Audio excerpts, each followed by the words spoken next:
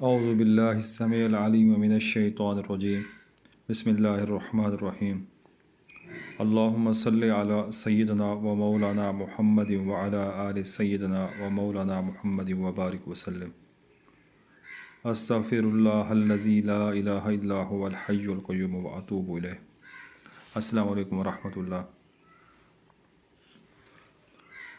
رمضان المبارک کی آمد ہے، کچھ ملکوں میں آج روزہ ہے، پاکستان میں انشاءاللہ امید ہے کل روزہ ہوگا۔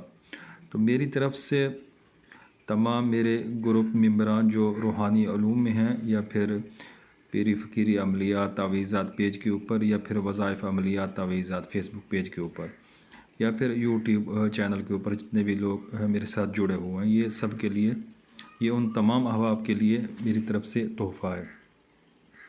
اکثر لوگ پرسنل آ کے یہ کہتے ہیں کوئی ایسی چیز، کوئی ایسا طلسم، کوئی ایسا عمل دیں کہ بس ایک ہی ہو اور اس سے ہم دنیا جہان کے ہر کام لے سکیں اور اس میں ہماری ہر چیز ہو۔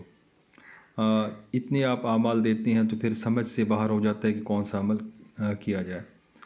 عملیات ہم دیتے ہیں، جس کو جو چیز چاہیے اس کو پکڑے، بقیہ چھوڑ دے، سب کے لیے ساری چیزیں نہیں ہیں۔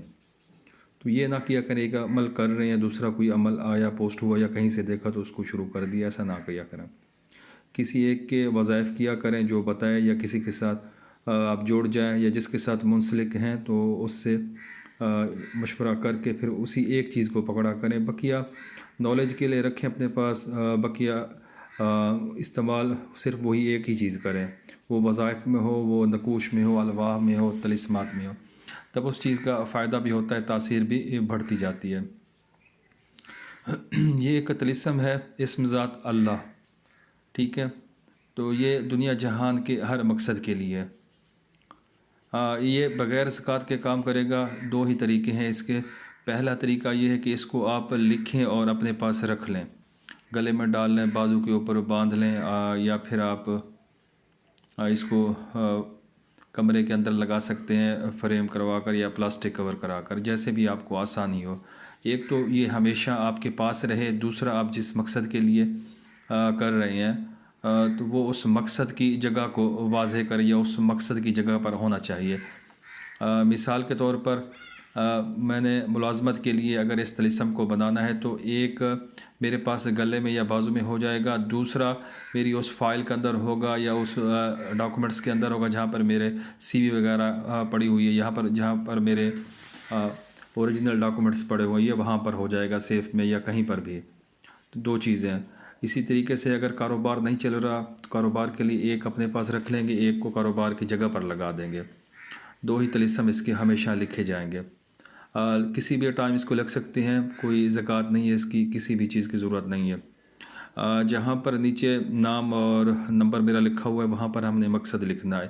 آپ کو جو چیز چاہیے، آپ جس مقصد کے لیے بنا رہے ہیں وہاں پر وہ مقصد واضح ہونا چاہیے، لکھنا ہے۔